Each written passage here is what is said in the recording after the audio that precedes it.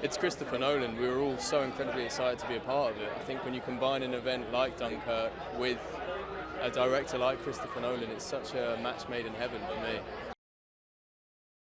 It was a very sobering experience for me because it's such an integral part of British history. So it was a very important story to tell, I think, for everyone on board with the film. It was really important to do it in Dunkirk for me. It was incredibly... I think it was just really good. I think it added an edge to the film that it might not have had if we'd filmed it somewhere else.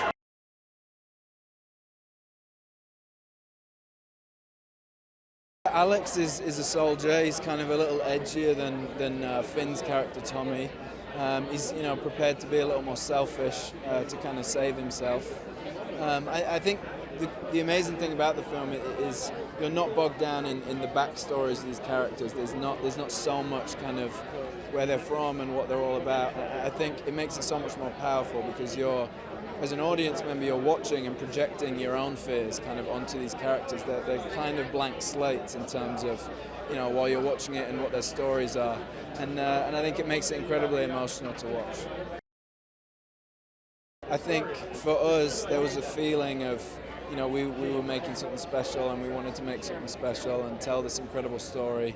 And, we could feel the history under our feet, I think, when we were there. So it definitely made it more special being there.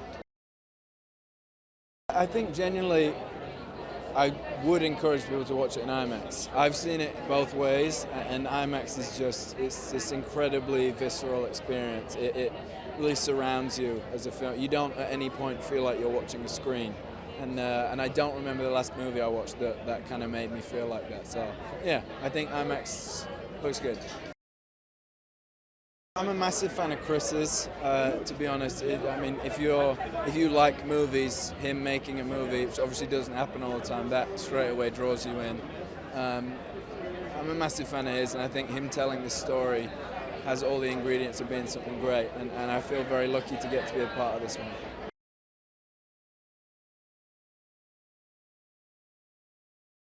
We've tried to make it as immersive an experience as possible. We really tried to tell the story from the point of view of the people who were there and give the audience some sense of what it might have been like to be there. Well, Dunkirk is a story that British people grow up with. I think it's one of the greatest stories in human history, frankly.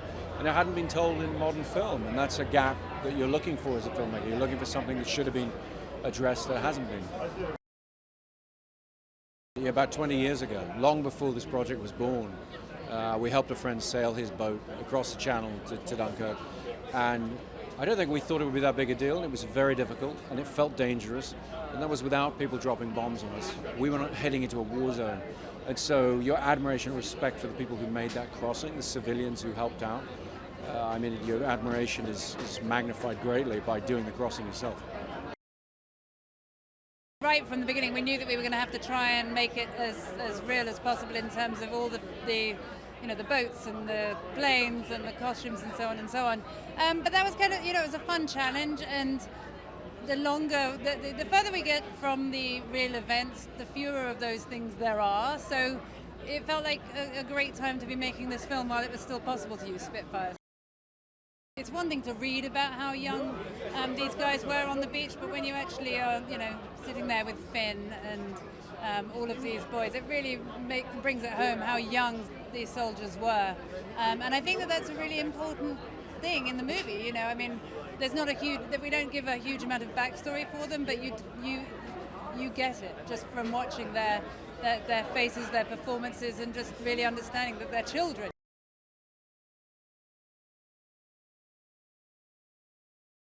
Yeah, it was very testing, and Chris made it easier because he had us doing everything. We did all the stunts, and we never knew when we were going to be blown up or drowned or, covered in sand.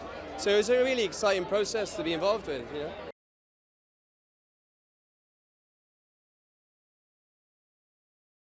I played the sort of leading army officer that we meet in Dunkirk, who is as baffled as to what's going on as everybody else is.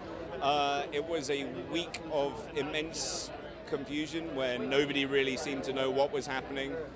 the majority of the film is told through the sort of the young private's eyes, and they really don't know what's going on. But it turns out most of the officers didn't know what was happening either. So that's the perspective that I'm offering.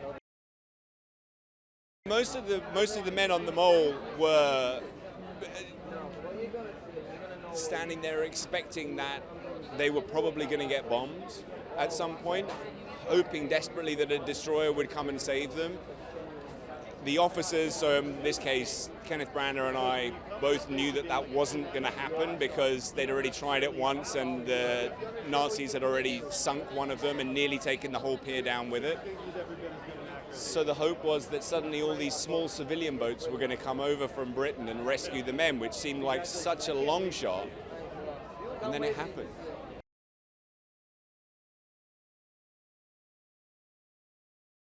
I play Collins, RAF pilot Collins, and I'm with Tom up in the air. We're providing protection over the beach. I'm a massive fan of his films, so you know, if I wasn't going to be in it, I'd go see it anyway. And the subject matter is pretty unique as well. And I think the two of them meeting together is sensational. Yeah.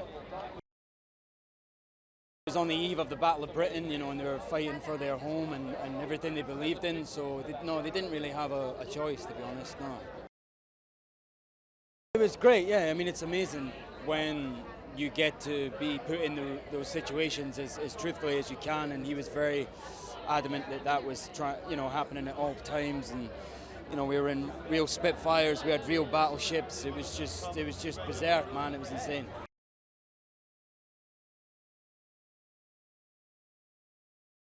George, he's a character who's very naive to all of this. You know, he doesn't know a lot about what's going on, and I kind of stayed that way. I grew up in Ireland, so we didn't learn about Dunkirk, so I stayed naive to it as well. Every part of the script he stuck to. You know, he's a genius at writing, he's a genius at shots, and you know, and all of everything, man. It's just a genius. It's gonna drag you in. It's gonna really bring you into that story. And it's going to do it without IMAX as well. IMAX is a bonus, but it's going to drag you into it, man.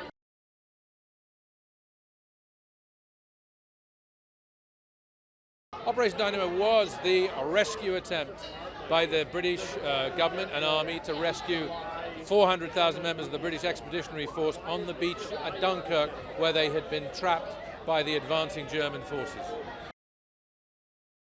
The Mole is this great sort of jetty that the Navy were in control of, which was the biggest place and potentially most efficient place to get the most numbers of soldiers off, but in fact it was under attack. Tidal waters didn't help, and in the end many boats were sunk on or near the Mole, which made it almost impossible to use it. So it was constantly under pressure, and Commander Bolton, who's based on a number of real characters, was there trying to exhibit grace under pressure and simply stick it out across the days and nights of this bombardment.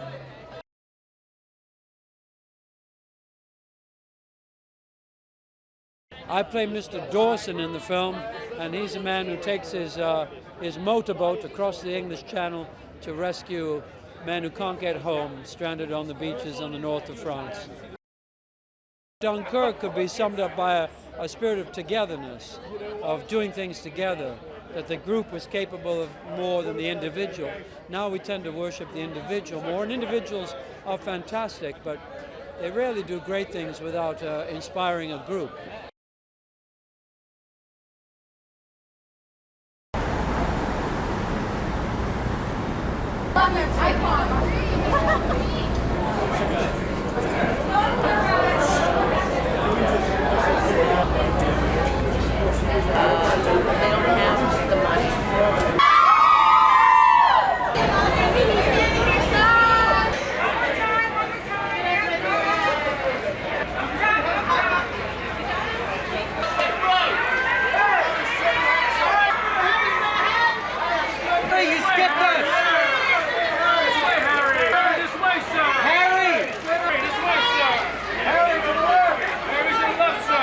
Harry, right?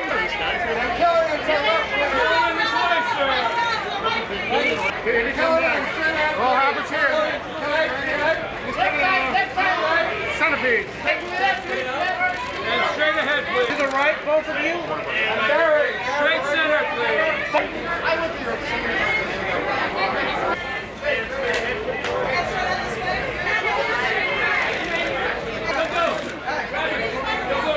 one more here. Why do you drive on the wrong side of the road? You're done good. You're done. It happened. One more here. Keep moving on. Hey, right here, Kenneth. Hey, Kenneth, over here, please.